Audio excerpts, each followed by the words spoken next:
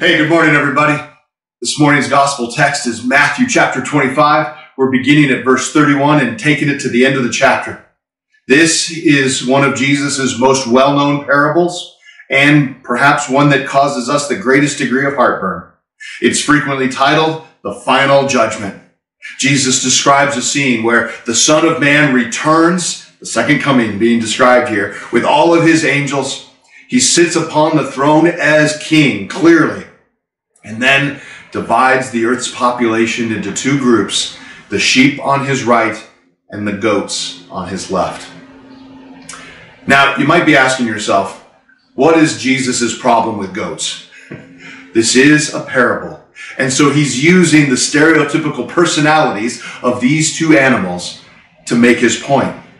Let's think about it for a second. Goats, they tend to be fiercely independent, stubborn, selfish. Sheep, on the other hand, they tend to be, well, innocent, maybe even naive, faithful followers. And in that vein, if you've ever looked at sheep, say, in a petting zoo, they tend to clump together. They walk around and they're actually physically touching as they move around through the farm. Goats, on the other hand, they like their space. They're still technically herding animals, but they want to have a little bit of space between them and the next. And I think this might be the imagery that Jesus is thinking of as he goes on to tell the rest of this parable. He says to those on his right hand that they are going to inherit the kingdom of heaven that has been prepared for them. And he explains immediately why in verse 35 when he says, "For I was hungry, and you fed me. I was thirsty, and you gave me a drink. I was a stranger, and you invited me into your home. I was naked, and you gave me clothing. I was sick, and you cared for me. I was in prison, and you visited me." The righteous will say to Jesus, "When did any of this ever happen?" And his reply is, "As you've done to the least of my brothers and sisters, you've done it to me." Well, we know how the parable goes if you've read it. He now turns to the unrighteous, those on his left, the goats. And he says that when I was hungry, you didn't feed me. I was thirsty and you didn't give me a drink. I was naked, you did not clothe me, and you didn't visit me when I was in prison. And they answered the same way, "When did this ever happen? When did we ever have the chance to do that?"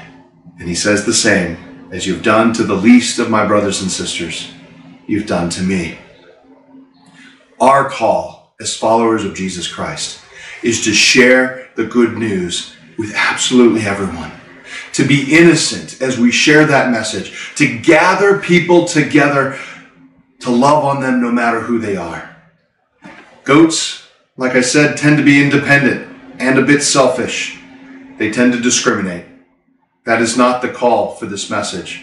This message is the message of hope and grace for everyone. We are called to love even our enemies and to reach out to them when they are in need. That is the good news of Jesus Christ, that no matter who you are, that message is meant for you. And we, as ministers carrying that message into this world, have to remember that. We have the privilege of sharing God's love, to represent him as a part of the body of Christ. So let us go out then and do exactly that, sharing love with absolutely everyone, no discrimination. And in doing so, not only do we bring hope and life to others, but we secure our place in God's kingdom. Go and have a great day shining the light of God's love in the world.